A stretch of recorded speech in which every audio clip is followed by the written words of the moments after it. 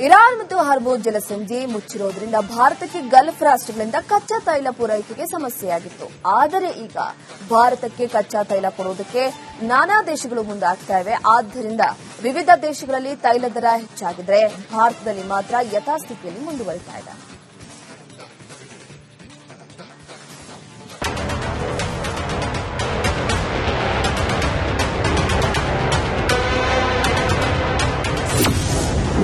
Hormuz ಜಲಸಂಧಿ ಮುಚ್ಚಿದ Iran. Narendra Modi ಸರ್ಕಾರಕ್ಕಿಲ್ಲ ಯಾವ tension.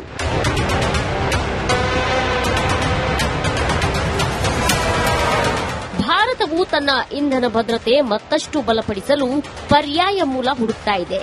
ಇದೀಗ ಆಸ್ಟ್ರೇಲಿಯಾ, ಕೆನಡಾ ಮತ್ತಿತರ ದೇಶಗಳು ಹೆಚ್ಚುವರಿ ಕಚ್ಚಾ ತೈಲ ಮತ್ತು ಅನಿಲ ಸರಬರಾಜು ಮಾಡಲು ಮುಂದಾಗಿವೆ. ಹರ್ಮುಜ್ ಜಲಸಂಧಿ ಮುಚ್ಚಿದ ಇರಾನ್. ಅಮೆರಿಕ, ಇಸ್ರೇಲ್ ಜಂಟಿಯಾಗಿ ಸಮರ ಸಾರಿದ್ರಿಂದ ಇರಾನ್ ಹರ್ಮುಜ್ ಜಲಸಂಧಿಯನ್ನ ಮುಚ್ಚಿದೆ. ಇದೇ ಮಾರ್ಗದಿಂದ ಭಾರತಕ್ಕೆ ಬೇಕಾದ 40ರಷ್ಟು ಕಚ್ಚಾ ತೈಲ ಸಾಗಣೆಯಾಗ್ತಿತ್ತು. ಉಳಿದ 60ರಷ್ಟು ಅನ್ಯ ಮಾರ್ಗಗಳಿಂದ ಬರುತ್ತದೆ. ಕಳೆದ 10 ವರ್ಷಗಳಲ್ಲಿ ಇಂಧನ ಪೂರೈಕೆ ಜಾಲದ ವ್ಯಾಪ್ತಿ ಎಷ್ಟಿದೆ ಅಂದ್ರೆ 6 ಖಂಡಗಳಲ್ಲಿನ 27ರಿಂದ 40 ದೇಶಗಳಿಗೆ ವಿಸ್ತರಿಸಿದೆ. ಅಲ್ಲಿಂದ ಇಂಧನ ಸರಬರಾಜಿಗೆ ಯಾವುದೇ ಅಡೆತಡೆ ಇಲ್ಲ. ಹೀಗಾಗಿ ಈಗ ಉಂಟಾಗಿರೋ ಪ್ರಕ್ಷುಬ್ಧತೆಯಲ್ಲಿಯೂ ಭಾರತದಲ್ಲಿ ಇಂಧನ ಬಿಕ್ಕಟ್ಟು ಉಂಟಾಗುವುದಿಲ್ಲ. ಮಧ್ಯಪ್ರಾಚ್ಯ ಬಿಕ್ಕಟ್ಟಿನಿಂದ ಪೆಟ್ರೋಲ್ ಬೆಲೆ ಪಾಕಿಸ್ತಾನಕ್ಕೆ ಆಘಾತ ಎದುರಾಗಿದೆ. ವಿವಿಧ ದೇಶಗಳಲ್ಲಿ ದಾಖಲೆ ಪ್ರಮಾಣದಲ್ಲಿ ಜಿಗಿತವಾಗಿದೆ. ಪಾಕಿಸ್ತಾನದಲ್ಲಿ ಪೆಟ್ರೋಲ್ ಬೆಲೆ ಲೀಟರ್ಗೆ 55% ಏರಿಕೆಯಾಗಿ ₹321 ಆಗಿದ್ರೆ ಡೀಸೆಲ್ ₹335 ಆಗಿದೆ. ಇನ್ನು ಜರ್ಮನಿಯಲ್ಲಿ 22% ಮತ್ತು ಅಮೆರಿಕದಲ್ಲಿ 11.54% ಏರಿದೆ. ಇಷ್ಟೆಲ್ಲ ಆಗಿದ್ರೂ ಭಾರತದಲ್ಲಿ ಮಾತ್ರ ಪೆಟ್ರೋಲ್ ಡೀಸೆಲ್ ಬೆಲೆಯಲ್ಲಿ ಏರಿಕೆಯಾಗಿಲ್ಲ ಅನ್ನೋದು ಗಮನಾರ್ಹ. ಆದರೆ ಅಡುಗೆ ಅನಿಲ ಬೆಲೆಯಲ್ಲಿ ಮಾತ್ರ ಏರಿಕೆಯಾಗಿದೆ.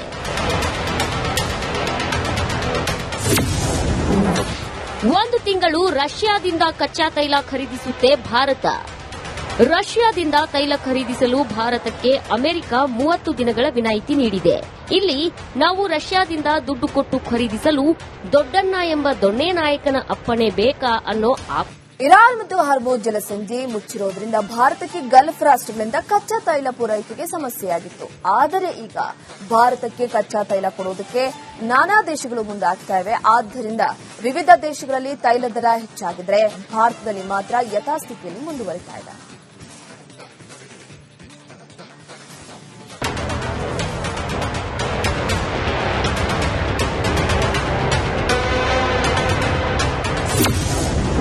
ಹರ್ಮುಜ್ ಜಲಸಂಧಿ ಮುಚ್ಚಿದ ಇರಾನ್. ನರೇಂದ್ರ ಮೋದಿ ಸರ್ಕಾರಕ್ಕಿಲ್ಲ ಯಾವ ಟೆನ್ಷನ್.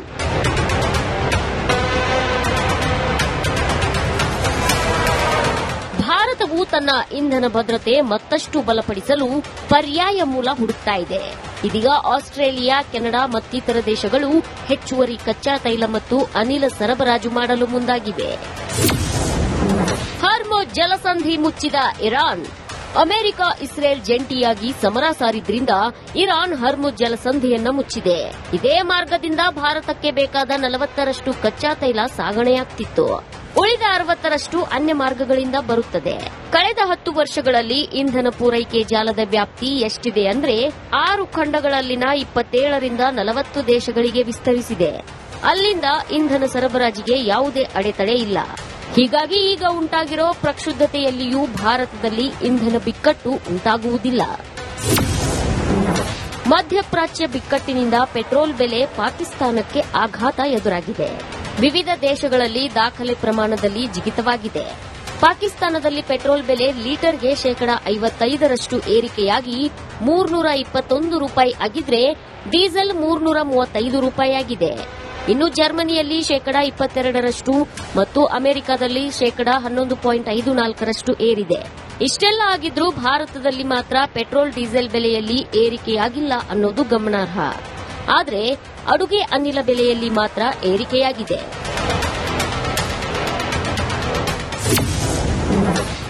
ಒಂದು ತಿಂಗಳು ರಷ್ಯಾದಿಂದ ಕಚ್ಚಾ ತೈಲ ಖರೀದಿಸುತ್ತೆ ಭಾರತ. ರಷ್ಯಾದಿಂದ ತೈಲ ಖರೀದಿಸಲು ಭಾರತಕ್ಕೆ ಅಮೆರಿಕ 30 ದಿನಗಳ ವಿನಾಯಿತಿ ನೀಡಿದೆ. ಇಲ್ಲಿ ನಾವು ರಷ್ಯಾದಿಂದ ದುಡ್ಡು ಕೊಟ್ಟು ಖರೀದಿಸಲು ದೊಡ್ಡಣ್ಣ ಎಂಬ ದೊಣ್ಣೆ ನಾಯಕನ ಅಪ್ಪಣೆ ಬೇಕಾ ಅನ್ನೋ ಇರಾನ್ ಮತ್ತು ಹರ್ಮೋಜ್ ಜಲಸಂಧಿ ಮುಚ್ಚಿರೋದ್ರಿಂದ ಭಾರತಕ್ಕೆ ಗಲ್ಫ್ ರಾಷ್ಟ್ರಗಳಿಂದ ಕಚ್ಚಾ ತೈಲ ಪೂರೈಕೆಗೆ ಸಮಸ್ಯೆಯಾಗಿತ್ತು. ಆದರೆ ಈಗ ಭಾರತಕ್ಕೆ ಕಚ್ಚಾ ತೈಲ ಕೊಡುವುದಕ್ಕೆ ನಾನಾ ದೇಶಗಳು ಮುಂದಾಗ್ತಾ ಇವೆ. ಆದ್ದರಿಂದ ವಿವಿಧ ದೇಶಗಳಲ್ಲಿ ತೈಲ ದರ ಹೆಚ್ಚಾಗಿದ್ರೆ ಭಾರತದಲ್ಲಿ ಮಾತ್ರ ಯಥಾಸ್ಥಿತಿಯಲ್ಲಿ ಮುಂದುವರಿತಾ ಇದೆ.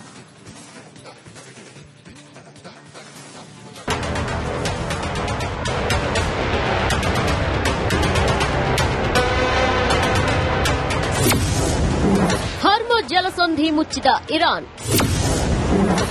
ನರೇಂದ್ರ ಮೋದಿ ಸರ್ಕಾರಕ್ಕಿಲ್ಲ ಯಾವ ಟೆನ್ಷನ್.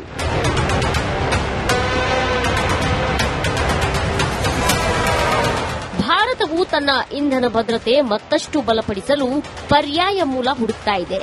ಇದೀಗ ಆಸ್ಟ್ರೇಲಿಯಾ, ಕೆನಡಾ ಮತ್ತಿತರ ದೇಶಗಳು ಹೆಚ್ಚುವರಿ ಕಚ್ಚಾ ತೈಲ ಮತ್ತು ಅನಿಲ ಸರಬರಾಜು ಮಾಡಲು ಮುಂದಾಗಿವೆ. ಹರ್ಮುಜ್ ಜಲಸಂಧಿ ಮುಚ್ಚಿದ ಇರಾನ್. ಅಮೆರಿಕ, ಇಸ್ರೇಲ್ ಜಂಟಿಯಾಗಿ ಸಮರ ಸಾರಿದ್ರಿಂದ ಇರಾನ್ ಹರ್ಮುಜ್ ಜಲಸಂಧಿಯನ್ನ ಮುಚ್ಚಿದೆ. ಇದೇ ಮಾರ್ಗದಿಂದ ಭಾರತಕ್ಕೆ ಬೇಕಾದ 40ರಷ್ಟು ಕಚ್ಚಾ ತೈಲ ಸಾಗಣೆಯಾಗ್ತಿತ್ತು. ಉಳಿದ 60ರಷ್ಟು ಅನ್ಯ ಮಾರ್ಗಗಳಿಂದ ಬರುತ್ತದೆ. ಕಳೆದ 10 ವರ್ಷಗಳಲ್ಲಿ ಇಂಧನ ಪೂರೈಕೆ ಜಾಲದ ವ್ಯಾಪ್ತಿ ಎಷ್ಟಿದೆ ಅಂದ್ರೆ 6 ಖಂಡಗಳಲ್ಲಿನ 27ರಿಂದ 40 ದೇಶಗಳಿಗೆ ವಿಸ್ತರಿಸಿದೆ. ಅಲ್ಲಿಂದ ಇಂಧನ ಸರಬರಾಜಿಗೆ ಯಾವುದೇ ಅಡೆತಡೆ ಇಲ್ಲ. ಹೀಗಾಗಿ ಈಗ ಉಂಟಾಗಿರೋ ಪ್ರಕ್ಷುಬ್ಧತೆಯಲ್ಲಿಯೂ ಭಾರತದಲ್ಲಿ ಇಂಧನ ಬಿಕ್ಕಟ್ಟು ಉಂಟಾಗುವುದಿಲ್ಲ. ಮಧ್ಯಪ್ರಾಚ್ಯ ಬಿಕ್ಕಟ್ಟಿನಿಂದ ಪೆಟ್ರೋಲ್ ಬೆಲೆ ಪಾಕಿಸ್ತಾನಕ್ಕೆ ಆಘಾತ ಎದುರಾಗಿದೆ. ವಿವಿಧ ದೇಶಗಳಲ್ಲಿ ದಾಖಲೆ ಪ್ರಮಾಣದಲ್ಲಿ ಜಿಗಿತವಾಗಿದೆ. ಪಾಕಿಸ್ತಾನದಲ್ಲಿ ಪೆಟ್ರೋಲ್ ಬೆಲೆ ಲೀಟರ್ಗೆ 55% ಏರಿಕೆಯಾಗಿ ₹321 ಆಗಿದ್ರೆ ಡೀಸೆಲ್ ₹335 ಆಗಿದೆ. ಇನ್ನು ಜರ್ಮನಿಯಲ್ಲಿ 22% ಮತ್ತು ಅಮೆರಿಕದಲ್ಲಿ 11.54% ಏರಿದೆ. ಇಷ್ಟೆಲ್ಲ ಆಗಿದ್ರೂ ಭಾರತದಲ್ಲಿ ಮಾತ್ರ ಪೆಟ್ರೋಲ್ ಡೀಸೆಲ್ ಬೆಲೆಯಲ್ಲಿ ಏರಿಕೆಯಾಗಿಲ್ಲ ಅನ್ನೋದು ಗಮನಾರ್ಹ. ಆದರೆ ಅಡುಗೆ ಅನಿಲ ಬೆಲೆಯಲ್ಲಿ ಮಾತ್ರ ಏರಿಕೆಯಾಗಿದೆ.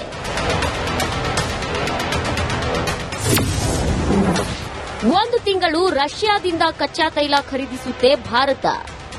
ರಷ್ಯಾದಿಂದ ತೈಲ ಖರೀದಿಸಲು ಭಾರತಕ್ಕೆ ಅಮೆರಿಕ 30 ದಿನಗಳ ವಿನಾಯಿತಿ ನೀಡಿದೆ. ಇಲ್ಲಿ ನಾವು ರಷ್ಯಾದಿಂದ ದುಡ್ಡು ಕೊಟ್ಟು ಖರೀದಿಸಲು ದೊಡ್ಡಣ್ಣ ಎಂಬ ದೊಣ್ಣೆ ನಾಯಕನ ಅಪ್ಪಣೆ ಬೇಕಾ ಅನ್ನೋ ಇರಾನ್ ಮತ್ತು ಹರ್ಮೋಜ್ ಜಲಸಂಧಿ ಮುಚ್ಚಿರೋದ್ರಿಂದ ಭಾರತಕ್ಕೆ ಗಲ್ಫ್ ರಾಷ್ಟ್ರಗಳಿಂದ ಕಚ್ಚಾ ತೈಲ ಪೂರೈಕೆಗೆ ಸಮಸ್ಯೆಯಾಗಿತ್ತು. ಆದರೆ ಈಗ ಭಾರತಕ್ಕೆ ಕಚ್ಚಾ ತೈಲ ಕೊಡುವುದಕ್ಕೆ ನಾನಾ ದೇಶಗಳು ಮುಂದಾಗ್ತಾ ಇವೆ. ಆದ್ದರಿಂದ ವಿವಿಧ ದೇಶಗಳಲ್ಲಿ ತೈಲ ದರ ಹೆಚ್ಚಾಗಿದ್ರೆ ಭಾರತದಲ್ಲಿ ಮಾತ್ರ ಯಥಾಸ್ಥಿತಿಯಲ್ಲಿ ಮುಂದುವರಿತಾ ಇದೆ.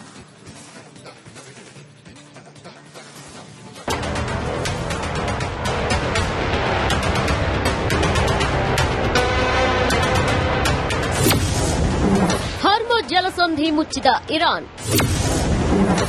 ನರೇಂದ್ರ ಮೋದಿ ಸರ್ಕಾರಕ್ಕಿಲ್ಲ ಯಾವ ಟೆನ್ಷನ್.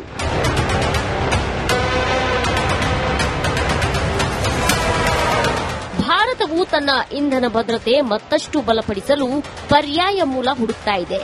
ಇದೀಗ ಆಸ್ಟ್ರೇಲಿಯಾ, ಕೆನಡಾ ಮತ್ತಿತರ ದೇಶಗಳು ಹೆಚ್ಚುವರಿ ಕಚ್ಚಾ ತೈಲ ಮತ್ತು ಅನಿಲ ಸರಬರಾಜು ಮಾಡಲು ಮುಂದಾಗಿವೆ. ಹರ್ಮುಜ್ ಜಲಸಂಧಿ ಮುಚ್ಚಿದ ಇರಾನ್. ಅಮೆರಿಕ, ಇಸ್ರೇಲ್ ಜಂಟಿಯಾಗಿ ಸಮರ ಸಾರಿದ್ರಿಂದ ಇರಾನ್ ಹರ್ಮುಜ್ ಜಲಸಂಧಿಯನ್ನ ಮುಚ್ಚಿದೆ. ಇದೇ ಮಾರ್ಗದಿಂದ ಭಾರತಕ್ಕೆ ಬೇಕಾದ 40ರಷ್ಟು ಕಚ್ಚಾ ತೈಲ ಸಾಗಣೆಯಾಗ್ತಿತ್ತು. ಉಳಿದ 60ರಷ್ಟು ಅನ್ಯ ಮಾರ್ಗಗಳಿಂದ ಬರುತ್ತದೆ. ಕಳೆದ 10 ವರ್ಷಗಳಲ್ಲಿ ಇಂಧನ ಪೂರೈಕೆ ಜಾಲದ ವ್ಯಾಪ್ತಿ ಎಷ್ಟಿದೆ ಅಂದ್ರೆ 6 ಖಂಡಗಳಲ್ಲಿನ 27ರಿಂದ 40 ದೇಶಗಳಿಗೆ ವಿಸ್ತರಿಸಿದೆ. ಅಲ್ಲಿಂದ ಇಂಧನ ಸರಬರಾಜಿಗೆ ಯಾವುದೇ ಅಡೆತಡೆ ಇಲ್ಲ. ಹೀಗಾಗಿ ಈಗ ಉಂಟಾಗಿರೋ ಪ್ರಕ್ಷುಬ್ಧತೆಯಲ್ಲಿಯೂ ಭಾರತದಲ್ಲಿ ಇಂಧನ ಬಿಕ್ಕಟ್ಟು ಉಂಟಾಗುವುದಿಲ್ಲ. ಮಧ್ಯಪ್ರಾಚ್ಯ ಬಿಕ್ಕಟ್ಟಿನಿಂದ ಪೆಟ್ರೋಲ್ ಬೆಲೆ ಪಾಕಿಸ್ತಾನಕ್ಕೆ ಆಘಾತ ಎದುರಾಗಿದೆ. ವಿವಿಧ ದೇಶಗಳಲ್ಲಿ ದಾಖಲೆ ಪ್ರಮಾಣದಲ್ಲಿ ಜಿಗಿತವಾಗಿದೆ. ಪಾಕಿಸ್ತಾನದಲ್ಲಿ ಪೆಟ್ರೋಲ್ ಬೆಲೆ ಲೀಟರ್ಗೆ 55% ಏರಿಕೆಯಾಗಿ ₹321 ಆಗಿದ್ರೆ ಡೀಸೆಲ್ ₹335 ಆಗಿದೆ. ಇನ್ನು ಜರ್ಮನಿಯಲ್ಲಿ 22% ಮತ್ತು ಅಮೆರಿಕದಲ್ಲಿ 11.54% ಏರಿದೆ. ಇಷ್ಟೆಲ್ಲ ಆಗಿದ್ರೂ ಭಾರತದಲ್ಲಿ ಮಾತ್ರ ಪೆಟ್ರೋಲ್ ಡೀಸೆಲ್ ಬೆಲೆಯಲ್ಲಿ ಏರಿಕೆಯಾಗಿಲ್ಲ ಅನ್ನೋದು ಗಮನಾರ್ಹ. ಆದರೆ ಅಡುಗೆ ಅನಿಲ ಬೆಲೆಯಲ್ಲಿ ಮಾತ್ರ ಏರಿಕೆಯಾಗಿದೆ.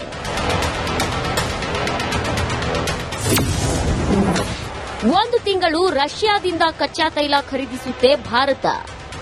ರಷ್ಯಾದಿಂದ ತೈಲ ಖರೀದಿಸಲು ಭಾರತಕ್ಕೆ ಅಮೆರಿಕ 30 ದಿನಗಳ ವಿನಾಯಿತಿ ನೀಡಿದೆ. ಇಲ್ಲಿ ನಾವು ರಷ್ಯಾದಿಂದ ದುಡ್ಡು ಕೊಟ್ಟು ಖರೀದಿಸಲು ದೊಡ್ಡಣ್ಣ ಎಂಬ ದೊಣ್ಣೆ ನಾಯಕನ ಅಪ್ಪಣೆ ಬೇಕಾ ಅನ್ನೋ